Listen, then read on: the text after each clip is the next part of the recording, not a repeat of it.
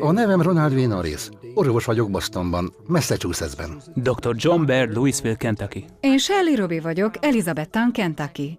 Én dr. Rob Ward vagyok, házi orvos. Gary Samuelson vagyok, atomfizikus. A nevem Dave Carpenter, természetgyógyász vagyok. A sejtjeink velünk együtt öregszenek, a betegségeink folyamatai során pedig károsodnak. Ahogy öregszünk, a gyógyulási folyamat egyre lassabb és kevésbé hatékony. Ki kell találnunk, hogy tudnánk a sejtjeinket megfiatalítani. Minden sejtünkben ott van a mitokondrium. Mit csinál a mitokondrium? Ez az energiatermelő központ a sejtjeinkben. E folyamat részeként bizonyos molekulák is termelődnek. Ezeket a molekulákat nevezik reaktív oxigéngyököknek. Ezek a molekulák működtetik a redoxjelzőrendszert. Ami fontos, hogy ezek egyensúlyban legyenek.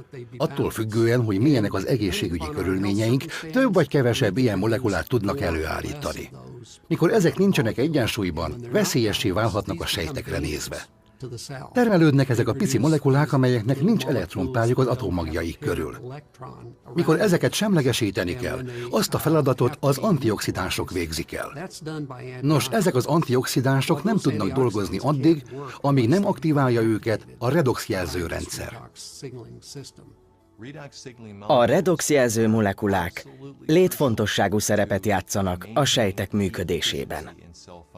Minden a homeosztázisról és egyensúlyról szól. Ez a szer lehetővé teszi a szervezetnek a maximális hatékonyságot a legmagasabb fokon azáltal, hogy egyensúlyba hozza a dolgokat sejtszinten. Ez figyelemre méltó folyamat, mert ez teszi lehetővé számunkra, hogy felújítsuk a szöveteket és fenntartsuk az egészségünket. Az SZIA nem egy gyógyszer. Mindössze beépül a sejtekbe és lehetővé teszi számukra a jobb működést. Ahogy öregszünk, egyszerűen csak nem termelünk elegendőt ezekből a molekulákból az egyensúly megteremtéséhez. Az SZIA biztosítja ezt. Azt hiszem, az áttörés az, hogy sikerült stabilizálni a redoxjelző molekula keverékeket annak érdekében, hogy hatékonyan lehessen tárolni a testen kívül. Az SZIA szépsége, hogy segít támogatni a sejteket olyannyira, hogy azoknak nem lesz szüksége arra sok különböző táplálékkiegészítőre. Kevesebb táplálékkiegészítő és ugyanaz az eredmény, mert a sejtek sokkal hatékonyabbak. Lehetővé teszi, hogy behatoljunk a sejtekbe, és kijavítsuk a sejtkárosodást, hogy azok jobban működjenek.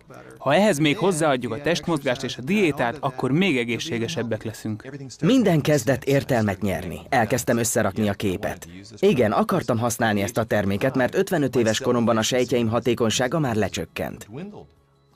Kíváncsi voltam, mire lenne képes a szervezetem vele. Az volt az érzésem, hogy miért ne? Különösen, ha érdekemben áll ezt megosztani másokkal. El kell mondanom, hogyan segített ez nekem.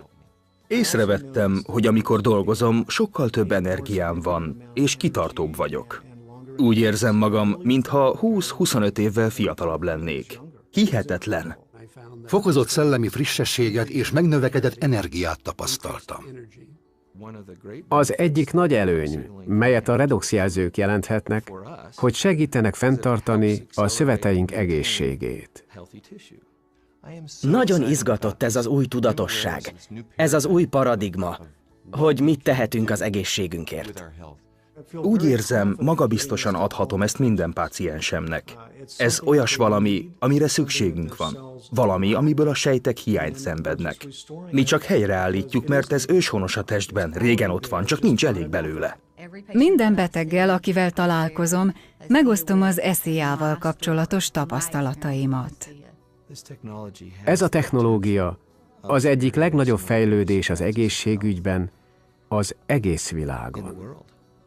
A dolog, amit szeretek az SZIA-ban, hogy tudományosan alátámasztott. Ugyanúgy, mint ahogy az édesanyád próbál adni valamit, ami igazán kell, hogy segítsen meggyógyulni.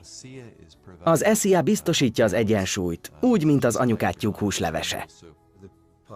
Az a lehetőség, hogy képesek vagyunk stabilizálni a redoxjelző molekulákat, és használjuk őket bioaktív, nem mérgező anyagként a testünkben, fenomenális.